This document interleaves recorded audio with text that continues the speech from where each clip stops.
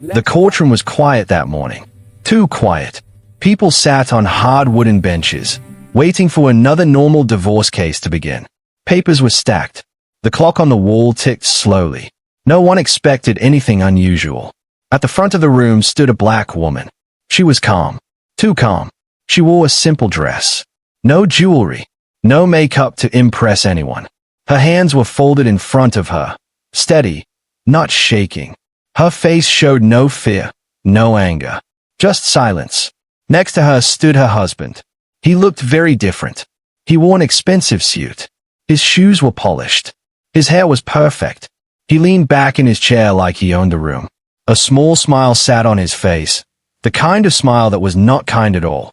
He looked at her and laughed quietly. "This will be quick," he whispered, just loud enough for her to hear. "You'll walk out with nothing." She did not reply. That made him smile even more. The judge entered, and everyone stood. The case was called. Names were read. The judge looked down at the papers and adjusted his glasses. "This is a divorce case," the judge said. "Are both parties ready to proceed?" "Yes, Your Honor," the husband said quickly. The woman nodded slowly. "Yes, Your Honor," she said in a soft voice. The husband glanced at her and smirked. He believed this was his moment. As the clerk placed the divorce documents on the table, the husband picked up the pen. He did not read the papers carefully. He did not care. He was already sure of the ending. Before signing, he leaned closer to her. "You really thought you could stand next to me?" he whispered. "You are always too small for my world." People nearby shifted uncomfortably. Some heard him. Some pretended not to. The woman kept her eyes forward. The pen touched the paper. He signed his name with confidence. Then he laughed. A soft laugh. Cold.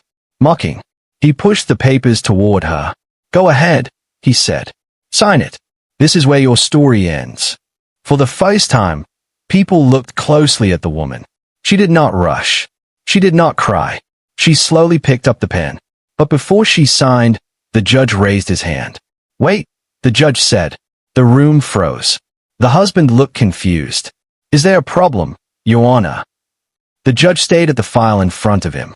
His expression changed. Not angry. Not surprised. Just serious. "There's an additional document attached to this case," the judge said. The husband laughed again. "Probably nothing important," he said. "She doesn't have anything." The woman lowered her pen. Still silent. The clerk handed the judge a sealed envelope. It was old. The edges were worn. The name written on it was not the woman's. The judge read the name carefully. His eyes lifted slowly. The smile on the husband's face began to fade. "What is that?" he asked, trying to sound confident. The judge did not answer right away. "This document," the judge said, "was requested to be read before the divorce is finalized." The husband shook his head. "This is ridiculous," he said. "We are here for a divorce, not a story." The judge looked directly at him. "This is part of the case," the judge said firmly. The room became silent again. The woman sat still, her hands resting in her lap. For the first time, her breathing slowed. She had waited for this moment. The husband leaned back again, forcing a smile. "Go on," he said. "Read it. It won't change anything." The judge opened the envelope but did not read it yet. Instead, he asked a question. "Do you know who her father was?" the judge asked. The husband laughed loudly this time. "No," he said, "and I don't care. He's dead, right? Just like her future." A few people gasped. The woman closed her eyes for a brief moment. The judge's face hardened. "This court will now take a moment," the judge said, before proceeding further. The husband's laughter stopped. Something was wrong. Very wrong. The judge looked at the woman again. She met his eyes, calm and unbroken. The narrator's voice lowers. He signed the divorce papers believing he had already won. But he did not know. This was not the end of her story. It was the beginning. Long before the courtroom. Long before the mocking smile. Their story began very quietly. They met on an ordinary day. She was working 2 jobs at the time. One in the morning. One at night. She was always tired, but she never complained. She believed hard work could build a good life. She believed love should be patient and honest. He noticed her because she listened. When he talked, she listened. When he dreamed, she believed him. When he failed, she stood beside him. That made him feel strong, important. At first, he treated her well. He called her his peace. He told people she was the best thing in his life. He promised her forever. They married without a big wedding. No fancy hall. No expensive gifts. Just simple promises and hope. In the early days, life was hard. Money was tight. Bills came fast. Sometimes the lights almost went off. Sometimes the fridge was empty. But she never blamed him. She cooked simple meals. She smiled. She encouraged him. "You'll make it," she told him many nights. "I believe in you." And slowly, he did. He found a better job, then a better one. His name started to matter. His phone rang more often. People praised him. People respected him. That is when things changed. He began coming home late. He stopped asking about her day. He started correcting how she spoke, how she dressed, how she laughed. "You should act more professional," he said. "You embarrass me sometimes."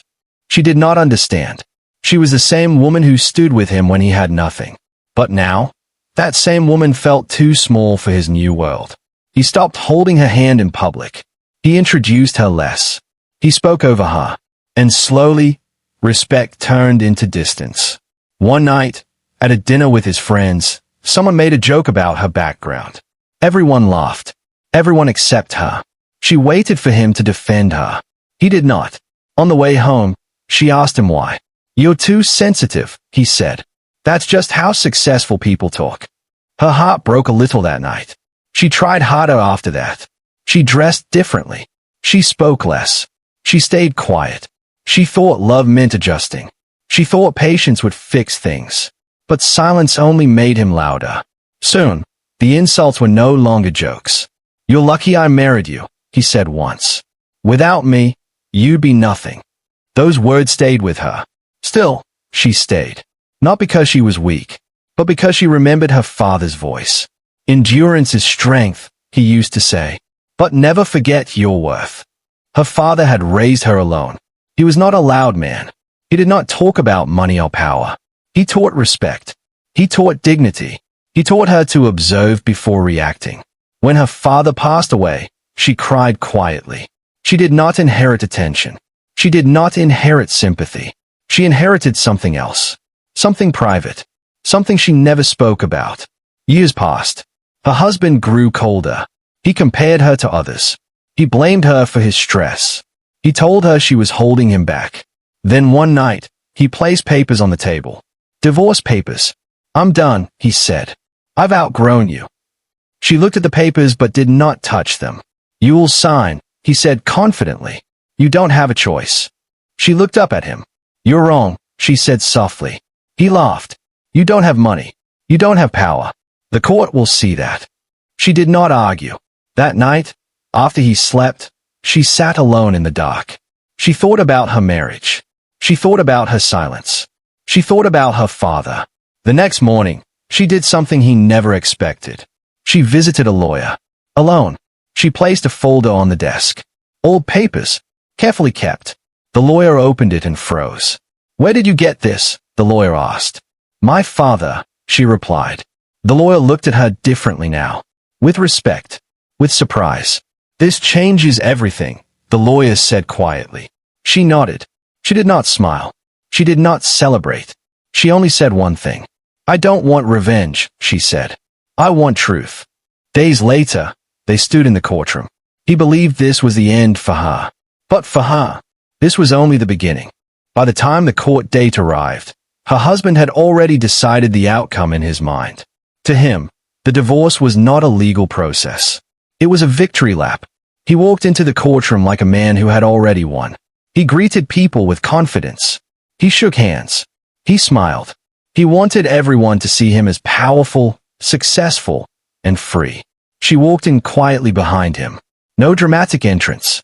No loud words. Just calm steps and steady breath. People noticed the difference. Some looked at her with pity. Others ignored her completely.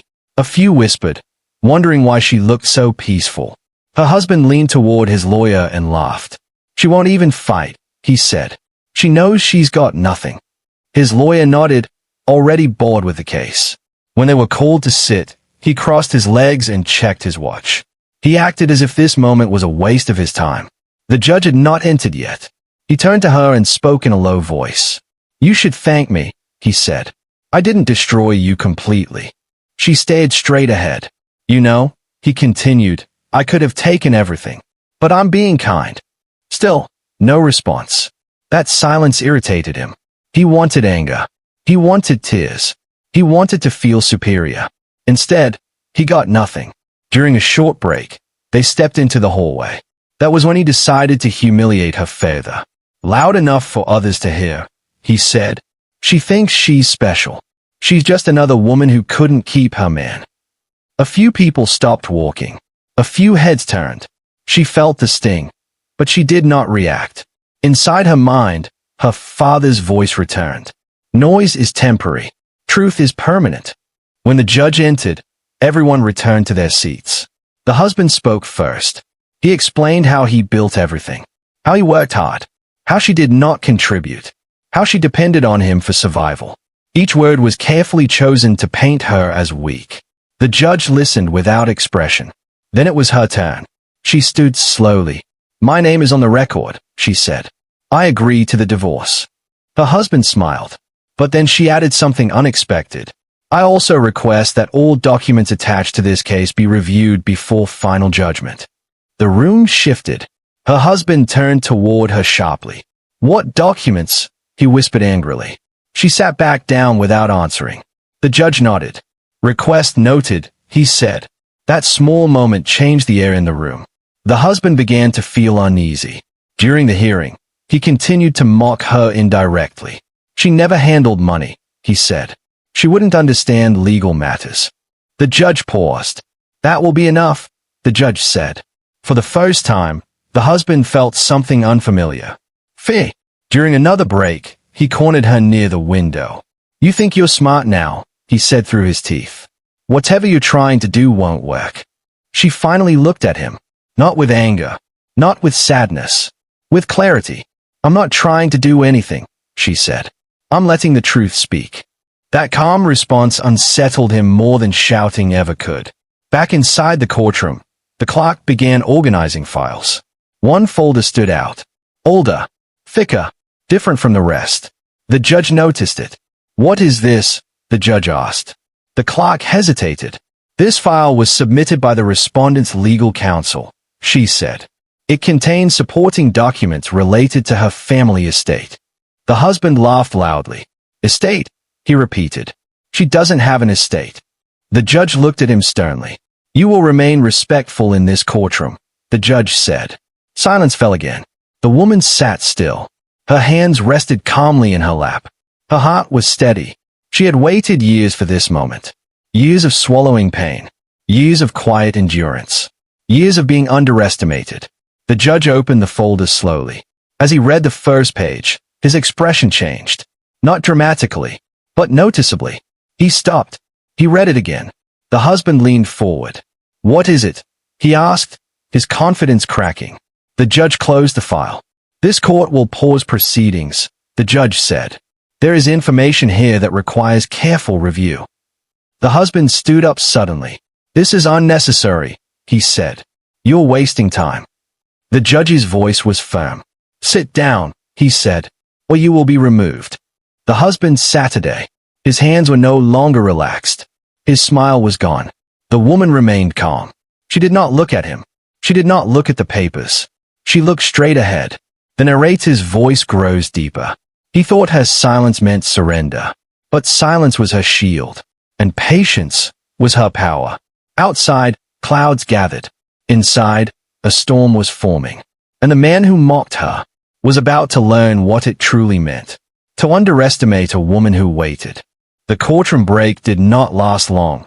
But to him, it felt endless. Her husband paced the hallway, pretending to stay calm. He told himself it was nothing. A mistake. Some useless paperwork. He had already won in his mind, and he refused to believe otherwise. She remained seated inside, alone, quiet, focused. As she waited, her thoughts drifted far from the courtroom. Back to a small house. Back to a man the world never noticed. Her father. He was not rich in appearance. He wore simple clothes. He spoke softly. People often underestimated him, just like they underestimated her. But to her, he was everything.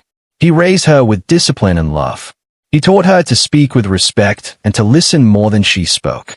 He never talked about his past. He never talked about his work.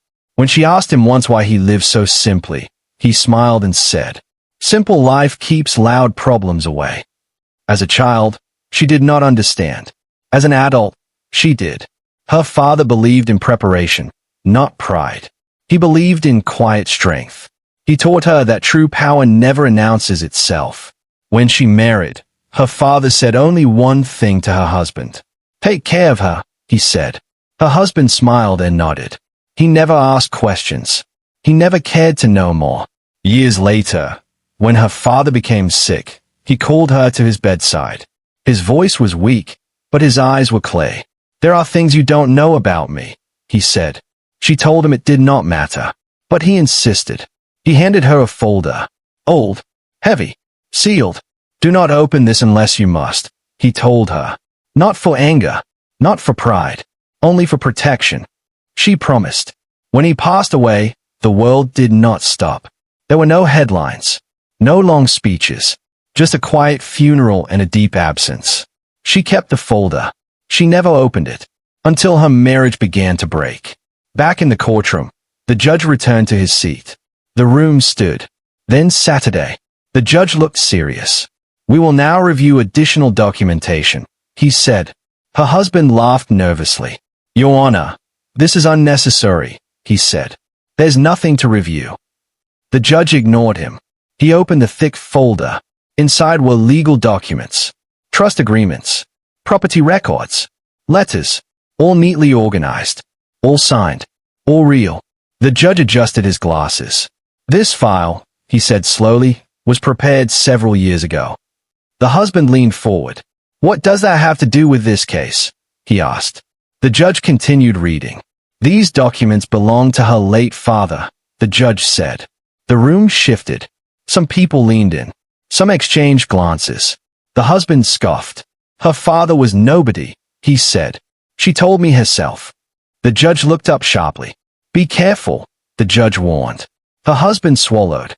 The judge went on. "Her father established a private trust," he said. "One that was never activated until now." The husband's face changed. "What trust?" he asked. The judge paused. "The kind that protects assets from exactly this situation," he said. Silence filled the room. Her husband's lawyer leaned closer to him, whispering urgently. The judge continued. "The trust includes properties, investments, and legal protections that cannot be claimed through marriage or divorce." The husband shook his head. "This can't be right," he said. "She never had money." The woman finally spoke. "My father didn't believe in showing wealth," she said calmly. "He believed in securing the future." Her voice was steady, clear, unshaken. The judge nodded. "There is more," the judge said. He picked up a handwritten letter. "This letter was written by her father," he said, "and addressed to this court." The room went silent again. The judge read aloud. "If my daughter is ever questioned, disrespected, or underestimated because of what she appears to be, let these words speak for her." The husband's hands began to tremble. The judge continued. "I raise her to be patient, not powerless. If she stands before you today, it means her patience was tested." Her husband stared at her. For the first time, he saw her differently. Not small, not weak, prepared. The judge folded the letter. "This court recognizes the validity of these documents," he said. The husband stood up. "You didn't know?" he said to her, his voice cracking. "You never told me." She looked at him calmly. "You never asked," she replied. The judge raised his hand. "Sit down," he said firmly. "This case is far from over." The narrator's voice lowers. Her father never raised his voice. He raised protection. And today, his silence spoke louder than any argument. The husband slowly sat down. His confidence was gone, and the power he thought he had was slipping away. The courtroom no longer felt ordinary. The air was heavy. Every sound felt louder. Every movement felt important. Moments ago, Her husband had walked in with pride. Now, he sat stiff in his chair, staring at the table in front of him. His confidence was gone, replaced by confusion and fear. The judge placed the documents neatly in front of him. "This court will now proceed," the judge said. Her husband cleared his throat. "Your Honor," he said, forcing a calm tone, "even if her father left something, this is still a divorce. I built my success myself." The judge looked up slowly. "Did you?" he asked. The question hit like a hammer. The judge lifted one document. "These records show that during your marriage," he said, "you live in a property legally owned by her father's trust." The husband blinked. "That house," the judge continued, "was never yours." A murmur spread through the room. The husband shook his head. "That's impossible," he said. "I paid the bills." The judge nodded. "You paid expenses," he said. "You did not own the asset." The judge lifted another file. "These investments," he continued, "were used as collateral to support your business growth." Her husband leaned forward suddenly. "Wait," he said. "I didn't know that." The judge raised an eyebrow. "Exactly," he replied. The husband's lawyer whispered urgently, but it was too late. The judge kept reading. "The trust was designed to remain invisible unless activated," the judge said, "and it has now been activated." The husband's face went pale. "What does that mean?" he asked. The judge did not answer right away. Instead, he turned to the woman. "Do you wish to proceed with the trust protections?" the judge asked. She stood slowly. "Yes, Your Honor," she said. Her voice did not shake. The judge nodded. "In that case," he said, "this court recognizes that several assets assumed to be marital are not." The husband stood up suddenly. "This is unfair," he shouted. "She stayed quiet all these years." The judge's voice was sharp. "Sit down," he said. "Silence is not deception." The courtroom fell quiet again.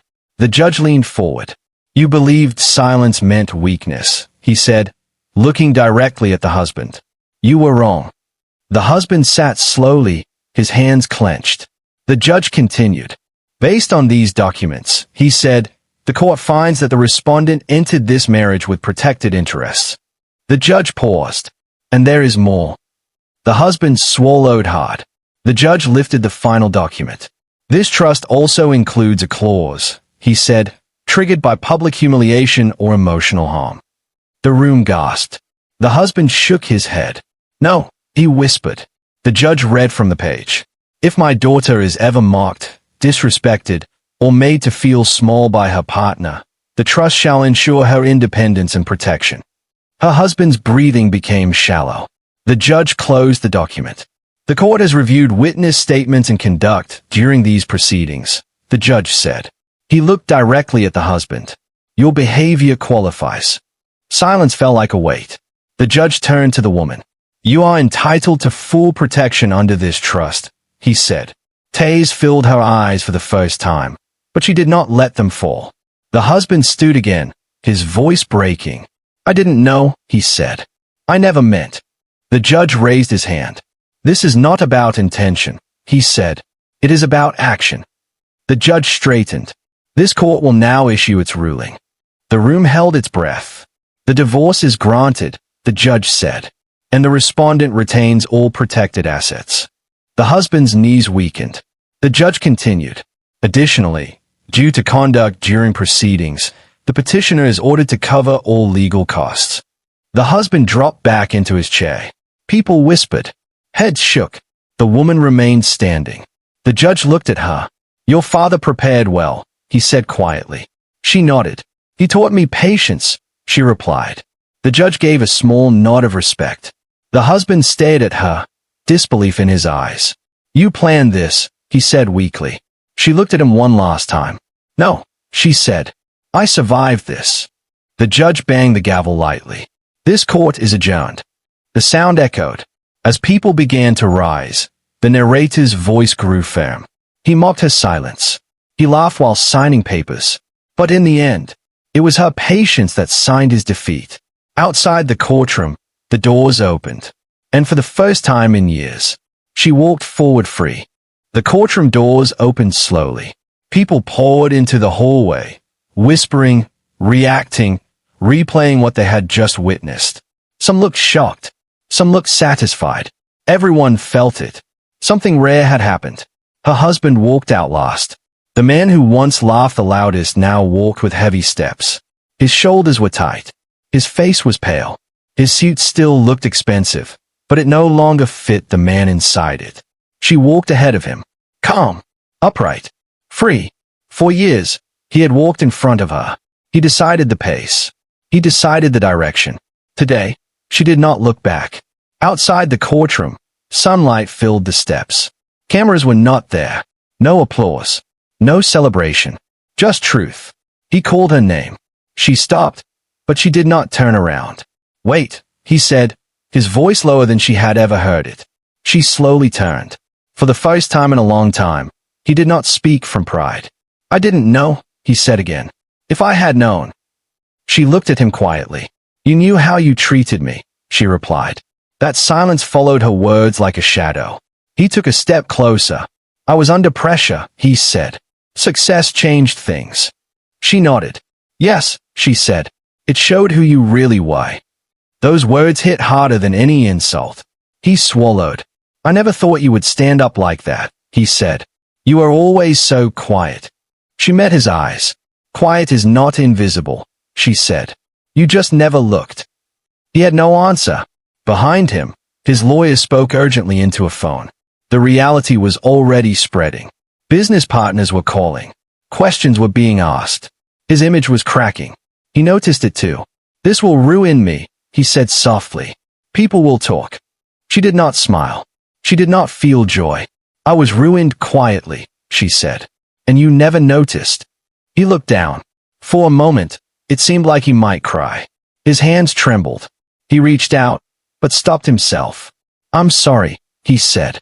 The word felt small. She took a slow breath. I forgive you, she said. But forgiveness doesn't mean return. That was the final line. She turned and walked down the steps. Each step felt lighter. For the first time since her father passed, she felt him close. Not as pain, as strength. Across the street, her phone rang. A message from her lawyer. Everything is secured. You're protected. She closed her eyes briefly. Years of waiting had ended. Behind her, he remained standing on the courthouse steps, watching the life he believed he owned move forward without him. Later that evening, he sat alone in his apartment. Boxes lined the walls. Half the furniture was gone. Silence filled the space where control once lived. His phone buzzed again. A message from a colleague. We need to talk. The board has concerns. Another message. Your behavior in court is being discussed. He dropped the phone. For the first time, he understood. This was not revenge. This was consequence. Meanwhile, she returned to her small home. Not the biggest, not the most expensive, but it was hers. She placed her bag down and stood by the window. The city lights blinked slowly outside. She remembered her father's words again. Power does not shout. It waits. She opened a small drawer and took out the old letter. The same one the judge had read. She did not cry. She smiled. Not because she won, but because she endured. The next morning, news spread quietly. Not headlines. Just whispers. Meetings postponed. Invitations canceled. His world was shrinking. Hers was opening. At a cafe, she sat alone, sipping tea. No rush. No fee. A stranger smiled at her. Good morning, the woman said. She smiled back. Good morning, she replied. That simple exchange meant more than applause ever could. The narrator's voice softens. Karma does not always arrive loudly. Sometimes it arrives with silence, with truth, and with time. She did not destroy him. She simply stepped out of his shadow. And that was enough. The days after the court case felt different. Not louder, not dramatic, just lighter. She woke up early one morning as sunlight filled the room. For the first time in years, there was no weight on her chest. No fear of saying the wrong thing. No need to make herself smaller. She made her tea slowly and sat by the window. Peace had a sound, and it was silence. Across the city, her ex-husband woke up to a different reality. His phone was quiet now. Too quiet. Meetings were canceled. Messages were unanswered. The same people who once praised him now avoided him. Power, he learned, was fragile. He sat alone and replayed moments he once laughed at. Her silence, her patience, her calm strength. He finally understood what he had lost. But understanding came too late. Back at her home, she opened the old wooden box her father once gave her. Inside were photos, letters, and memories. Not wealth, not contracts, just love. She picked up a small note written in his handwriting. If the world ever tries to break you, remember who you are. She smiled softly.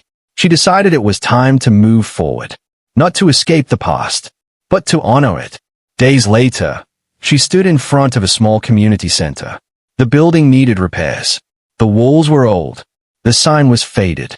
But children laughed inside. She remembered herself as a little girl. Quiet. Observing. Learning. She walked inside and spoke with the director. I want to help, she said. Not to be seen. Just to support. The director nodded. Sometimes, the strongest people do not need recognition. Word spread slowly. Not about court. Not about money. About kindness. About a woman who listened. Who encouraged. Who helped without asking for anything back. Her ex-husband heard about it too.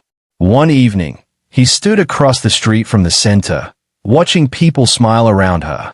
He thought about walking over. He didn't. Some doors close forever. And that is okay. She did not hate him. She released him. One afternoon, a young woman approached her after a class. How did you stay strong? The girl asked. How did you not break? She thought for a moment. I broke, she said honestly, but I chose not to stay broken. Those words stayed with the girl. They stayed with many others too. Weeks passed. Life settled. She traveled to her father's grave one quiet morning. She placed fresh flowers and stood still. I'm okay now, she whispered. The wind moved gently through the trees. In that moment, she felt no anger, no pride, just gratitude. Back in the city, her ex-husband faced the reality of his choices. The applause was gone. The laughter had turned inward. He learned a hard truth. Disrespect always returns. But this story was never about him.